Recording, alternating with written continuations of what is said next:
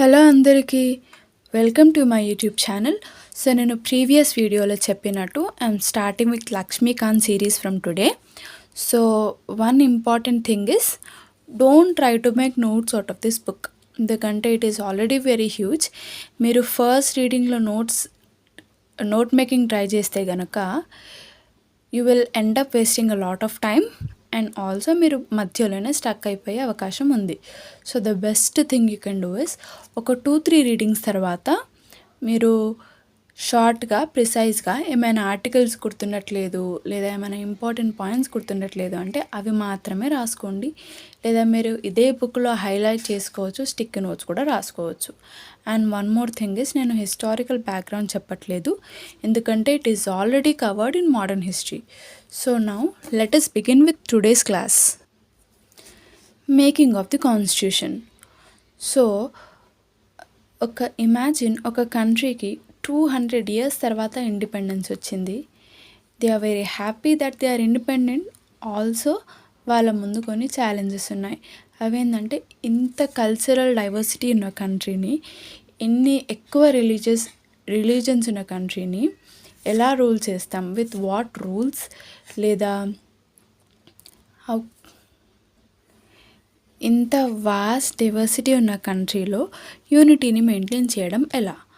So the great minds of the time వాళ్ళు చాలా debates and discussions తర్వాత మన కంట్రీని రూల్ చేయడానికి they came up with Indian constitution after many debates and discussion. So ఆ constitution ఎలా frame అయిందో చూసుకుందాం. So the idea for the constituent assembly అంటే కాన్స్టిట్యూషన్ని రెడీ చేయడానికి ఒక కాన్స్టిట్యూయెంట్ అసెంబ్లీ ఉండే for making of the constitution. So first idea ఎవరు ఇచ్చారు అంటే ఎంఎన్ రాయ్ ఇన్ 1934. దెన్ ఇలా కాన్స్టిట్యూయెంట్ అసెంబ్లీ కావాలి అని అఫీషియల్గా డిమాండ్ చేసింది ఐఎన్సి. అది ఎప్పుడంటే 1935. సో జవహర్లాల్ నెహ్రూ ఏం స్టేట్మెంట్ ఇచ్చాడు అంటే the constitution of free India must be framed without outside interference by a constituent assembly elected on the basis of adult franchise. అంటే మా ఇండియన్ కాన్స్టిట్యూషన్ని మేమే ఇండియన్సే తయారు చేసుకుంటాము. ఎలా? కాన్స్టిట్యూయెంట్ అసెంబ్లీ ద్వారా. ఈ కాన్స్టిట్యూయెంట్ అసెంబ్లీలో ఉన్న మెంబర్స్ని అబవ్ 18 ఉన్న వాళ్ళందరూ ఎలెక్ట్ చేసుకుంటారు అని. So the statement given by him was endorsed and reiterated by INC in 1939. Endorsed అంటే approved లేదా accepted. దెన్ దాని తర్వాత 1940లో బ్రిటిష్ వాళ్ళు ఆగస్ట్ ఆఫర్ ఇచ్చారు. అంటే వాళ్ళు ఏమన్నారంటే మీరు మమ్మల్ని వరల్డ్ వార్ 2లో సపోర్ట్ చేయండి, అప్పుడు మేము మీకు కాన్స్టిట్యూయెంట్ అసెంబ్లీని సెటప్ చేసుకోవడానికి మేము మీకు అలౌ చేస్తామని, ఇంకా మీకు డొమినియన్ స్టేటస్ ఇస్తాము అండ్ ఆల్సో వైస్రాయ్స్ ఎగ్జిక్యూటివ్ కౌన్సిల్ని ఎక్స్పాండ్ చేస్తాము అని చెప్పారు. ఏం చెప్పారు ఆగస్ట్ ఆఫర్లో అంటే మీరు మాకు వరల్డ్ వార్ 2లో సపోర్ట్ చేయండి, అప్పుడు మేము మీకు కాన్స్టిట్యూయెంట్ అసెంబ్లీ సెటప్ చేసుకోవడానికి అలౌ చేస్తాము అండ్ ఆల్సో డొమినియన్ స్టేటస్ ఇస్తాము అండ్ వైస్రాయ్స్ ఎగ్జిక్యూటివ్ కౌన్సిల్ని ఎక్స్పాండ్ చేస్తాము. విచ్ మీన్స్ అంటే ఇండియన్స్ రిప్రజెంటేషన్ని పెంచుతారు అనమాట ఈ వైస్రాయ్ ఎగ్జిక్యూటివ్ కౌన్సిల్. బట్ ఈ ఆగస్ట్ ఆఫర్ని ఇండియన్ నేషనల్ కాంగ్రెస్ రిజెక్ట్ చేసింది. ఎందుకు అంటే ఈ ఆగస్ట్ ఆఫర్లో British did not promise complete independence, they were just giving dominion status. So this was rejected by Indian National Congress. తర్వాత British came with Cripps proposal in 1942. So after world war 2 మేము మీకు independent కాన్స్టిట్యూషన్ని frame చేసుకోవడానికి allow చేస్తాము అని చెప్పారు క్రిప్స్ proposal. But ఈ క్రిప్స్ ప్రపోజల్ని ముస్లిం League వాళ్ళు reject చేశారు. ఎందుకంటే ముస్లిం లీగ్ వాళ్ళకి 2 ఆటోనమస్ స్టేట్స్ కావాలి, which means India and Pakistan separate అవ్వాలి అని. అప్పటికి ఇంకా పార్టిషన్ జరగలేదు. సో 2 కాన్స్టిట్యూయెంట్ అసెంబ్లీస్ కావాలి, మా పాకిస్తాన్కి సపరేట్గా ఇండియాకి సపరేట్గా కాన్స్టిట్యూయెంట్ అసెంబ్లీస్ కావాలి అని అడిగారు ముస్లిం లీగ్ వాళ్ళు. But this was rejected by cabinet mission. ఈ క్యాబినెట్ మిషన్ ఎవరు? They were sent by British. దీంట్లో ఎవరెవరు ఉన్నారంటే lord Pethick Lawrence, sir Stafford Cripps and A V Alexander. వీళ్ళు ఎప్పుడు వచ్చారు? 1946. సో వీళ్ళ మెయిన్ ఎయిమ్ ఏంటంటే, ఈ క్యాబినెట్ మిషన్ యొక్క main aim is for peaceful transfer of power. అంటే బ్రిటిషర్స్ వెళ్ళిపోతే ఇండియన్స్ ఎలా రూల్ చేసుకోవాలి అని పీస్ఫుల్ ట్రాన్స్ఫర్ ఆఫ్ పవర్కి, and to establish constitutional framework for an independent India. కాన్స్టిట్యూషన్ని ఎలా ఫ్రేమ్ చేసుకోవాలో వీళ్ళు చెప్పడానికి వచ్చారు ఇండియాకి. సో క్యాబినెట్ మిషన్ వచ్చింది కదా, సో వాళ్ళు ఒక ఫ్రేమ్వర్క్ ఇచ్చారు, కొన్ని ఫీచర్స్ ఇచ్చారు. కాన్స్టిట్యూయెంట్ అసెంబ్లీ ఇలా ఉంటే బాగుంటుంది, ఇలా ఉండాలి అని. సో వాళ్ళు ఫార్ములేట్ చేసిన స్కీమ్లో ఏమేమి ఫీచర్స్ ఉన్నాయో ఒక్కసారి చూద్దాం. So total strength should be 389, out of which 93 princely స్టేట్స్వి, 296 belongs to British India. So total 389 seats ఉన్నాయండి. దాంట్లో 93 ప్రిన్స్లీ స్టేట్స్కి, 296 బ్రిటిష్ ఇండియా. మళ్ళీ ఈ 296 సీట్స్లో 292 విల్ బి 11 గవర్నర్ ప్రావిన్సెస్వి and 4 chief commissioners provinces. Okay, next seats. ఈ సీట్స్ ఏవైతే ఉన్నాయో they will be in proportion to the population. So అప్రాక్సిమేట్గా 1 మిలియన్ పాపులేషన్కి 1 సీట్ ఉంటుంది. నెక్స్ట్ ఈ సీట్స్ ఏవైతే ఉన్నాయో దే విల్ బి డివైడెడ్ ఎవరెవరికి? Muslim, Sikhs and general. ఈ జనరల్లో ముస్లిమ్స్, సిఖ్స్ తప్ప వేరే వాళ్ళందరూ జనరల్ కిందకే వస్తారు. నెక్స్ట్ సో ఈచ్ కమ్యూనిటీలో ఉండే representatives will be elected by its members in provincial legislature. అంటే ఆ టైంలో ఒకటి సెంట్రల్ లెజిస్లేచర్ ఉండే అండ్ ప్రావిన్షియల్ లెజిస్లేచర్ ఉండే. ప్రావిన్షియల్ అంటే స్టేట్ లెజిస్లేచర్ లాగా, similar to state legislature. So ఈ ప్రావిన్షియల్ లెజిస్లేచర్లో ఉండే మెంబర్స్ ఈ సెంట్రల్ లెజిస్లేచర్కి వెళ్ళే వాళ్ళ, సెంట్రల్ అంటే కాన్స్టిట్యూయెంట్ అసెంబ్లీకి వెళ్ళే వాళ్ళని ఎలెక్ట్ చేసుకుంటారు అన్నమాట. ఫర్ ఎగ్జాంపుల్ ఇక్కడ కొన్ని స్టేట్స్ ఉన్నాయి. సో ఇవి ప్రావిన్షియల్ లెజిస్లేచర్స్ అనుకోండి. దీని నుంచి వీళ్ళు ఎలెక్ట్ చేసుకుంటారు ఒక పర్సన్ని from the particular community. So అలా ఎలెక్ట్ చేసుకున్న వాళ్ళు they will be in constituent assembly. So voting will be by PRS-TV అంటే proportional representation through single transferable vote. So మన ఇండియాలో ప్రెసిడెంట్కి, వైస్ ప్రెసిడెంట్కి, రాజ్యసభకి అండ్ స్టేట్ లెజిస్లేటివ్ కౌన్సిల్కి ఇలానే జరుగుతాయి. విచ్ మీన్స్ ఇప్పుడు మన ఎమ్మెల్యేస్, ఎంపీస్ వీళ్ళందరూ కలిసి ఈ ప్రెసిడెంట్ని లేదా వైస్ ప్రెసిడెంట్ని సెలెక్ట్ చేసుకుంటారు. మనమే డైరెక్ట్గా వైస్ ప్రెసిడెంట్ ఆర్ వైస్ ప్రెసిడెంట్ని ఎలెక్ట్ చేసుకోము. So the next thing is, ఏవైతే ఈ 296 ఉన్నాయో వీటిలో దిస్ ఈజ్ ద ప్రాసెస్. ఏంటంటే ప్రావిన్షియల్ లెజిస్లేచర్లో ఉన్న మెంబర్స్ వాళ్ళ కమ్యూనిటీలో ఉండే రిప్రజెంటేటివ్స్ని ఎలెక్ట్ చేసుకుంటారు. But in princely states they are nominated by heads of princely states. Princely స్టేట్స్కి ఎవరైతే కింగ్ లేదా హెడ్స్ ఉంటారో వాళ్ళు ఏ రిప్రజెంటేటివ్స్ని నామినేట్ చేస్తారు. సో మొత్తానికి constituent assembly is partly elected and partly nominated. Elected అంటే 296 సీట్స్లో ఉండేవాళ్ళు ఎలెక్టెడ్ అండ్ ప్రిన్స్లీ స్టేట్స్లో ఉండేవాళ్ళు నామినేటెడ్. సో నెక్స్ట్ జూలై ఆగస్ట్లో 1946లో కాన్స్టిట్యూషన్ అసెంబ్లీకి ఎలక్షన్స్ జరిగాయి ఫర్ 296 సీట్స్. సో ఇందులో Indian national Congress won 208 seats and Muslim League won 73 seats. So small groups and independent candidates 15 seats వచ్చాయి. సో ఈ 93 సీట్స్ ఏవైతే ఉన్నాయో ప్రిన్స్లీ స్టేట్స్వి దే వర్ నాట్ ఫిల్డ్, ఎందుకంటే they decided to stay away from constituent assembly. Next working of constituent assembly. So మొత్తానికి constituent assembly met 12 times. So the first meeting was on 9th December 1946 with 207 members. So ఈ మీటింగ్కి అప్పటికి ఎవరు చైర్మన్ని elect చేసుకోలేదు. So ఆ టైంకి temporary చైర్మన్గా సచ్చిదానంద సిన్హాని సెలెక్ట్ చేశారు because he was the oldest member. ఈయన నేమ్ సజెస్ట్ చేసింది ఎవరంటే జేబీ కృపాలాని. అండ్ ఈయననే ఎందుకు సెలెక్ట్ చేశారు? Because he is the oldest member. And ఈ ఓల్డెస్ట్ మెంబర్ కాన్సెప్ట్ తెచ్చింది ఫ్రెంచ్ గవర్నమెంట్ నుంచి. And next thing is 11th meeting ఎప్పుడు జరిగింది అంటే 26th November 1949. సో ఇదే రోజు కాన్స్టిట్యూషన్ వాస్ అడాప్టెడ్ అండి, ఎనాక్టెడ్ కాదు. సో ఒరిజినల్గా ఈ 26th November 1949లో ఏమేమి ఉండే కాన్స్టిట్యూషన్ అంటే preamble, 395 articles, 8 schedules and 22 parts. So the last meeting ఎప్పుడు జరిగింది? 12th meeting 24th January 1950.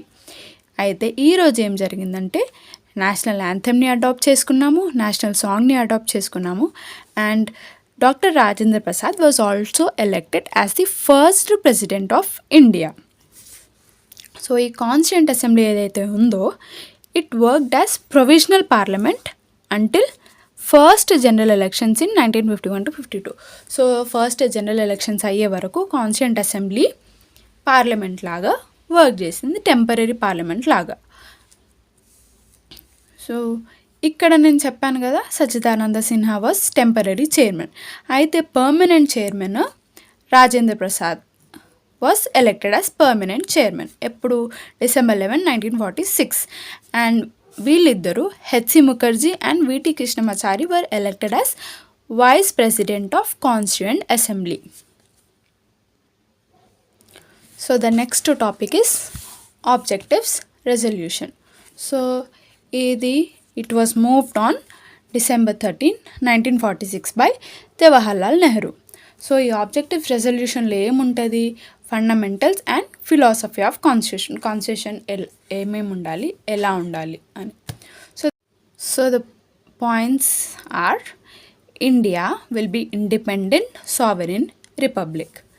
Independent అంటే మనకు తెలిసిందే, సావరిన్ అంటే internally supreme and externally independent అంటే మన ఓన్ డెసిషన్ మేకింగ్ పవర్స్ మనకి ఉన్నాయి. We are not under any one. And republic అంటే ఒక ఎలక్టెడ్ రిప్రజెంటేటివ్ ఉండడం, ఎలక్టెడ్ రిప్రజెంటేటివ్ లేదా ఎలక్టెడ్ హెడ్ ఉండడం. And one more thing is మన ఫ్యూచర్ గవర్నెన్స్ కోసం ఒక కాన్స్టిట్యూషన్ని మనం రెడీ చేస్తున్నాము, విచ్ మీన్స్ ఈ కాన్స్టిట్యూషన్లో ఉన్న రూల్స్ ప్రకారమే మన కంట్రీ గవర్న్ అవుతుంది. ఇంకా ఏముందంటే British Indian states, parts of India which are outside India లేదా states and territories which are willing to join India, ఇవన్నీ కలిపి it will be a union of them all. India will be a union of them all. ఈ union అనే word ఎక్కడుంది? Article 1లో. So the next point is ఈ states ఏమైతే ఉన్నాయో ఇవన్నీ autonomous units with residuary powers. అంటే ఒక యూనియన్కు ఉన్న పవర్స్ తప్ప మిగతావన్నీ పవర్స్ స్టేట్స్కి ఉంటాయి. ఫర్ ఎగ్జాంపుల్ ఇప్పుడు ఎక్స్టర్నల్ అఫేర్స్ కానీ డిఫెన్స్ కానీ ఇవి వదిలిపెట్టి మిగతా అన్ని పవర్స్ స్టేట్కి ఉన్నాయి. And power and authority is derived from the people. It is derived from the people అని ఎందుకన్నారు అంటే మనమే కదా, అంటే ఆ టైంలో ఉన్న లిమిటెడ్ ఫ్రాంచైజే వీళ్ళని ఎన్నుకున్నారు for making the constitution. So this power and authority is derived from the people because people choose their leaders. And the next thing is మరి పీపుల్ ఆఫ్ ఇండియాకి ఏం దొరుకుతుంది అంటే justice, social, economic and political, equality of status and of opportunity and before law, freedom of thought, expression, belief, faith, worship, vacation, association and action, subject to law and public morality. Then sixth point is adequate safeguards for minorities, backward classes, tribal areas, depressed classes. And the seventh point is integrity of the territory of the republic and its sovereign rights on land, sea and air. మన land పైన, మన see పైన, మన air పైన మనకి మాత్రమే హక్కు ఉంది. And rightful and honoured place in the world, అంటే ఎవ్వరు వచ్చి ఇండియాని తక్కువ చేయడానికి లేదు. We also have a rightful and honoured place in the world. And this ఈ ఆబ్జెక్టివ్ రెజల్యూషన్ ఏదైతే ఉందో it was unanimously adopted. Unanimously అంటే అందరూ కలిసి it was adopted on January 22, 1947. అందరూ కలిసి యాక్సెప్ట్ చేశారు లేదా ఆమోదించారు. ఎప్పుడు? January 22, 1947. సో ఇండిపెండెన్స్ యాక్ట్ ద్వారా కొన్ని చేంజెస్ వచ్చాయి. అవేంటి అంటే ఈ కాన్స్టిట్యూయెంట్ అసెంబ్లీ ఏదైతే ఉందో ఇది ఫుల్లీ సావరిన్ బాడీ అయింది. అంటే they will not have to ask British for permissions. For example ఈ కాన్స్టిట్యూయెంట్ అసెంబ్లీకి 12 మీటింగ్స్ అయ్యాయని చెప్పుకున్నాం కదా. సో ఆ 12 మీటింగ్స్కి కూడా they took permission from British for conducting meetings. కానీ ఈ ఇండిపెండెన్స్ యాక్ట్ తర్వాత అది లేదు అనమాట. వాళ్ళని పర్మిషన్ అడగాల్సిన అవసరం లేదు. It is a fully sovereign body and it had 2 separate functions. అదేంటంటే ఒకటి కాన్స్టిట్యూయెంట్ బాడీ, అంటే కాన్స్టిట్యూషన్ని రెడీ చేయడం వీళ్ళ పనే, అండ్ లెజిస్లేటివ్ బాడీ, ఒక నార్మల్ కంట్రీ చూసుకోవడం కూడా వీళ్ళ బాధ్యతనే. So whenever it met as a constituent body it was headed by Dr. Rajendra Prasad, and whenever it met as a legislative body it was headed by G.V. Mavlankar. And India ratified its membership of Commonwealth in May 1949. So May 1949లో India కామన్వెల్త్లో membership ratify చేసింది, అంటే accept చేసింది. And it adopted national flag on July 22, 1947. So some facts about the constitution ఏంటంటే total time ఎంత time పట్టింది అంటే it took 2 years, 11 months and 18 days. So మన కాన్స్టిట్యూషన్ రెడీ చేయడానికి వీ హ్యావ్ విజిటెడ్ నియర్లీ ఒక 60 కంట్రీస్ కాన్స్టిట్యూషన్ని మనము చూసాము మన ఇండియన్ కాన్స్టిట్యూషన్ని రెడీ చేయడానికి. And the total expenditure was 64 lakhs. So total 22 committees ఉండే అండి కాన్స్టిట్యూయెంట్ అసెంబ్లీలో to work on different aspects of constitution. So ఆ 22 కమిటీస్లో ఇంపార్టెంట్ ఏది అంటే drafting committee which was formed in 29th August 1947. వీళ్ళ ఏమేంటి? To prepare draft of new constitution, కొత్త కాన్స్టిట్యూషన్ ఇలా ఉండాలి అని ఒక రఫ్ డ్రాఫ్ట్ లాగా చేయడానికి వీళ్ళు ఉండే. సో దీంట్లో ఎవరెవరు ఉండే? డాక్టర్ బిఆర్ అంబేద్కర్, అల్లాడి కృష్ణస్వామి అయ్యర్, ఎన్ గోపాలస్వామి అయ్యంగార్, సాదుల్లా, టిటి కృష్ణమాచారి, ఎన్ మాధవరావు, కేఎం మున్షి, 7 members వీళ్ళు ఉండే. So the final draft was prepared by November 4, 1948. So వీళ్ళు ఈ డ్రాఫ్ట్ కాన్స్టిట్యూషన్ని ప్రిపేర్ చేయడానికి they took less than 6 months which is 141 days వీళ్ళకి పట్టింది. సో ఒరిజినల్గా ఈ డ్రాఫ్ట్లో 315 ఆర్టికల్స్ ఉండే అండ్ 8 షెడ్యూల్స్ ఉండే అండ్ 3 readings వీళ్ళు ఇన్ కాన్స్టిట్యూయెంట్ అసెంబ్లీ కంప్లీట్ చేశారు. సో ఆన్ November 26, 1949 ఈ డ్రాఫ్ట్ కాన్స్టిట్యూషన్ ఏదైతే ఉందో it received signatures and declared as passed. కొన్ని అమెండ్మెంట్స్, డిస్కషన్స్, డిబేట్స్ అయిన తర్వాత it received signatures and declared as passed. ఎంతమంది సైన్ చేశారు అంటే 284 members వర్ ప్రజెంట్. సో 284 members దీన్ని సైన్ చేశారు. ఎప్పుడు? November 26, 1947. సో ఈ November 26ని మనం సంవిధాన్ దివస్, కాన్స్టిట్యూషనల్ డేగా జరుపుకుంటున్నాము. ఎప్పటి నుంచి? మోడీ వచ్చినప్పటి నుంచి November 19, 2015 నుంచి మనము సంవిధాన్ దివస్గా జరుపుకుంటున్నాం. ఎందుకు? To promote constitutional values among citizens. సిటిజన్కి కాన్స్టిట్యూషన్ గురించి కొంచెం అవేర్నెస్ రావాలి, కొంచెం వాల్యూస్ రావాలి అని we are celebrating this day. So 26 January is celebrated as republic day. మనకి ఈ టైం వరకు మనకి కాన్స్టిట్యూషన్ అనేది రెడీ అయిపోయింది. బట్ 26 జనవరినే ఎందుకు చూస్ చేసుకున్నారు కాన్స్టిట్యూషన్ ఎనాక్ట్ చేయడానికి అంటే, బికాస్ 1930లో it is of historical importance అనమాట. 26 జనవరి 1930లో INC care the slogan Purna Swaraj and tricolour ఫ్లాగ్ని హాయిస్ట్ చేసింది. So that is why to commemorate that day we celebrate 26 జనవరి యాజ్ రిపబ్లిక్ డే. సో అదే రీజన్ కోసం మనం 26 జనవరి రోజు కాన్స్టిట్యూషన్ని ఎనాక్ట్ చేసాం. సో కొన్ని క్రిటిసిజం ఆఫ్ కాన్స్టిట్యూషన్ ఏంటంటే it is not a representative body అని. ఎందుకంటే యూనివర్సల్ అడల్ట్ ఫ్రాంచైజ్ లేదు, ఓన్లీ లిమిటెడ్ ఫ్రాంచైజే ఉండే అని. And not a sovereign body.